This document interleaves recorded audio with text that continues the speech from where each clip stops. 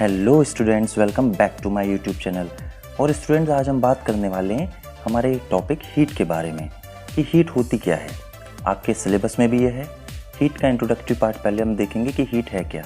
आपने ज़्यादातर देखा है कि जब हम खाना बनाते हैं या आपकी मम्मी खाना बनाती हैं तो वो खाना गर्म होता है। उसको गर्म करने के लिए हम उसको स्टोव पे रखते हैं या गैस पे रखते हैं। बर्नर ऑन होता है, उसके नीचे से फ्लेम निकलती है और खाना धीरे धीरे गर्म होने लगता है। ये गर्म क्यों होता है, क्या आपने कभी सोचा है? ये पूरी एक प्रोसेस है जो हीट को रिप्रेजेंट कर रही है, हीट के ट्रांसफ़र को रिप्रेजेंट कर रही है। बच्चों, इस लेसन के एंड तक आप ये जान जाएंगे कि हीट के इफ़ेक्ट्स क्या होते हैं और डिफरेंट मोड्स क्या होते हैं हीट के ट्रांसफ़र के।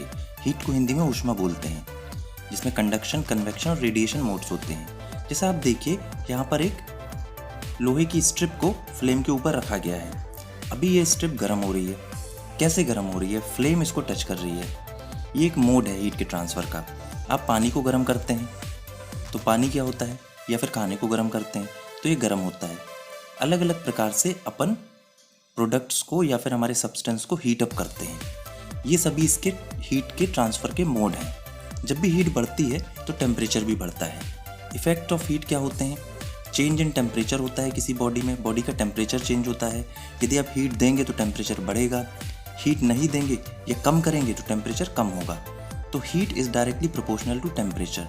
आप देखिए, दिन के वक्त क्या होता है, गर्मी रहती है, रात के वक्त थोड़ी ठंड हो जाती है। ओके, इस प्रकार से समर्स आर हॉट और विंटर्स आर कोल्ड। यदि आप बर्फ़ को, जो कि पानी का ही एक रूप है, उसको गर्म करते हैं तो वो लिक्विड बन जाती है, और गर्म करते हैं तो वो गैस बनने लगती है, वेपर बनने लगती है, भाप बन जाती है, जिसको आप स्टीम भी बोलते हैं।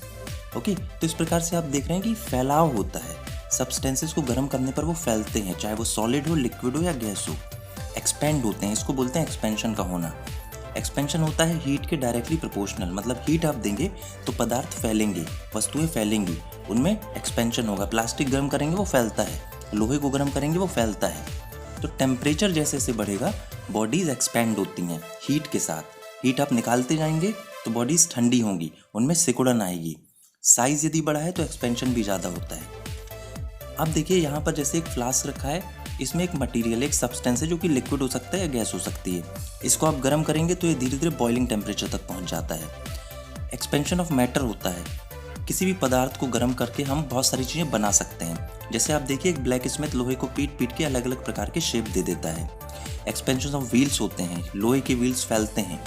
लोहे की पटरियाँ जो हैं, जो ट्रेन की रेल्स होती हैं, वो गर्मियों में फैल जाती हैं और उनमें क्रैक्स भी आने लगते हैं। तो फिश प्लेट का आप ये एग्जाम्पल यहाँ पर देख सकते हैं कि ये लगाने पर ये जुड़ जाती हैं। तो इस प्रकार से किसी भी मटेरियल में यदि हम बात करें, हीट दी जाएगी तो वो एक्सपेंड होगा, वो फैलेगा। हीट का एक और इफेक्ट है फिजिकल चेंज होना। यदि आप सॉलिड चीज़ों को गर्म करते हैं तो वो धीरे धीरे लिक्विड होने लगती हैं। ज़रूरी नहीं है कि वो बर्फ़ ही हो, वो मेटल भी हो सकता है, धातुएँ भी हो सकती हैं। मेटल क्या होते हैं, गर्म करने पर फैलते हैं, धीरे धीरे वो पिघलने लगते हैं, अपने मेल्टिंग पॉइंट तक पहुँच जाते हैं। मेल्टिंग पॉइंट पे उनका क्या हो जाता है, वो मोल्टन स्टेट में आ जाते हैं, वो पिघली हुई अवस्था में आ जाते हैं। सॉलिड अवस्था से पिघली हुई मोल्टन स्टेट में आ जाते हैं। आप इनका टेम्परेचर उस समय कैलकुलेट करेंगे या मेजर करेंगे तो टेम्परेचर ज़्यादा रहेगा, क्योंकि आप हीट दे रहे हैं इसको। आप पानी को गर्म करेंगे और उसको थर्मामीटर से चेक करेंगे तो उसका टेम्परेचर बढ़ता जाएगा। तो हीट देने पर टेम्परेचर बढ़ता है। तो temperature is a measurement of heat. Temperature तभी बढ़ता है जब हीट दी जाएगी, और कम होता है जब हीट निकाली जाएगी। खाना बनाते वक्त भी हीट ट्रांसफ़र होती है।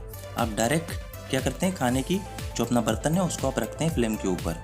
एल्यूमिनियम का हो सकता है, कास्ट आयरन का हो सकता है। ये बर्तन के कारण जो हीट है वो इस मटेरियल में जाती है, जो कि बर्तन का मटेरियल होता है। कढ़ाई हो सकती है, तवा हो सकता है, और इस मटेरियल से वो हीट जाती है उस प्रोडक्ट तक जो हम बना रहे हैं, जिनमें सब्जियां हो सकती हैं, रोटी हो सकती है, कुछ भी हो सकता है, पोहा आप बना सकते हैं। तो ये गर्म होगा। तो आप देख रहे हैं कि हम डायरेक्ट आग पे हमारे खाने को नहीं रख सकते, वो जल जाएगा। तो हमको एक लिमिटेड अमाउंट ऑफ हीट देना है। वो लिमिटेड अमाउंट ऑफ हीट कैसे दी जाएगी, आप किसी मीडियम ऑफ सोर्स को बीच में रखेंगे, जो सोर्स से, जो नीचे की फ्लेम से हीट लेगा और खाने तक पहुंचाएगा। अभी हीट ट्रांसफ़र के मोड्स पे आते हैं। यदि आप किसी बॉडी को गर्म करते हैं तो वो धीरे धीरे गर्म होने लगती है। उसमें हीट एक फ्लेम के थ्रू जा रही है, उसका टेम्परेचर बढ़ रहा है। फिर उसको पानी में डाल देंगे तो टेम्परेचर कम होगा, क्योंकि हीट निकल के पानी में चली जाएगी।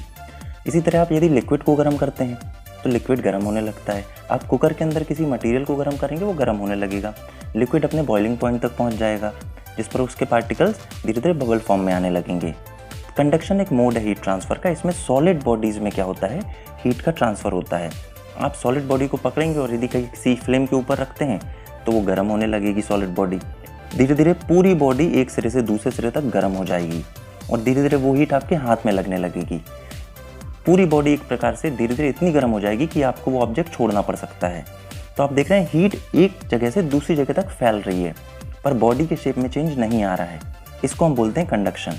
The process by means of which heat is transferred in a solid body from one part to the other is known as conduction. Solid bodies के एक प्लेस से, एक पार्ट से दूसरे पार्ट तक जब हीट ट्रांसफर होती है उसको कंडक्शन बोला जाता है। समझ गए आप कंडक्शन क्या है?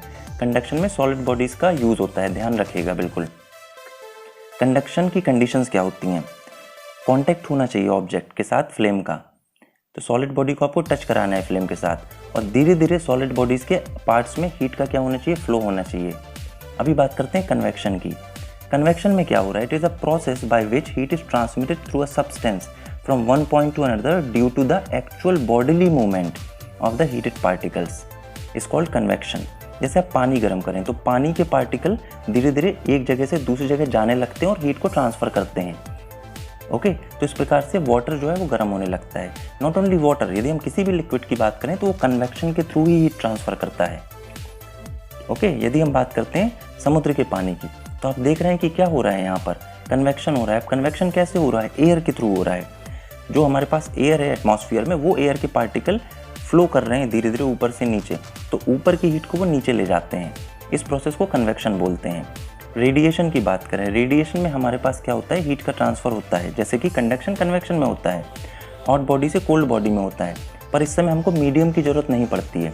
जैसे सन से जो लाइट आती है तो वो एयर के थ्रू तो आती है, पर एयर एक समय बाद ऊपर जाके ख़त्म हो जाती है, स्पेस आ जाता है, वैक्यूम आ जाता है, तो वहाँ पर तो कोई मोड ऑफ ट्रांसफर नहीं है, पर फिर भी सन की लाइट हम तक पहुँचती है।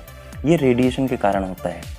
तो रेडिएशन में सभी बॉडी हीट अप करती हैं सन की एनर्जी से, या फिर ऐसा हो सकता है कि आप बोल सकते हैं इसमें हमको मीडियम की ज़रूरत नहीं पड़ती है हीट के ट्रांसफ़र के लिए। आप वैक्यूम के थ्रू, आप बिना किसी मीडियम में, जहाँ एयर भी नहीं हो सकती है, वहाँ से हीट क्या होती है, एक बॉडी से दूसरी बॉडी तक पहुँच जाती है। ऐसी प्रोसेस को बोलते हैं रेडिएशन प्रोसेस। तो 3 प्रोसेस होती हैं। ओके, इस प्रकार से आप देख रहे हैं कि यहाँ पर रेडिएशन हो रहा है थ्रू द एयर, और एयर के ऊपर क्या है, वैक्यूम है। वहाँ पर तो कोई मोड ही नहीं है हीट ट्रांसफ़र का, एयर पार्टिकल्स भी नहीं होते हैं वैक्यूम में, स्पेस में, फिर भी हीट हमारे पास आती है और वहाँ तक पहुँच भी जाती है। इस पूरी प्रोसेस को आप क्या बोलेंगे? It is a radiation process. Students, तो हमने इस वीडियो में क्या सीखा? हमने सीखा कि हीट बढ़ने पर टेम्परेचर बढ़ता है, हीट कम होने पर टेम्परेचर कम होता है। हीट जो है वो टेम्परेचर को प्रोपोर्शनल करती है। इसी तरह हमने देखा कि हीट ट्रांसफ़र के मोड क्या होते हैं, कंडक्शन, कन्वेक्शन और रेडिएशन। आप देख सकते हैं जो यहाँ पर लिखा है, सॉलिड में हीट ट्रांसफ़र होती है कंडक्शन के थ्रू, लिक्विड और गैसेज में हीट ट्रांसफ़र होती है कन्वेक्शन के थ्रू। और यदि हम बात करें नो मीडियम में, जहाँ पर मीडियम नहीं होता है, वहाँ हीट ट्रांसफ़र होती है रेडिएशन के थ्रू। यदि वीडियो पसंद आया हो तो लाइक और शेयर कीजिएगा और हमारे चैनल को सब्सक्राइब कीजिएगा।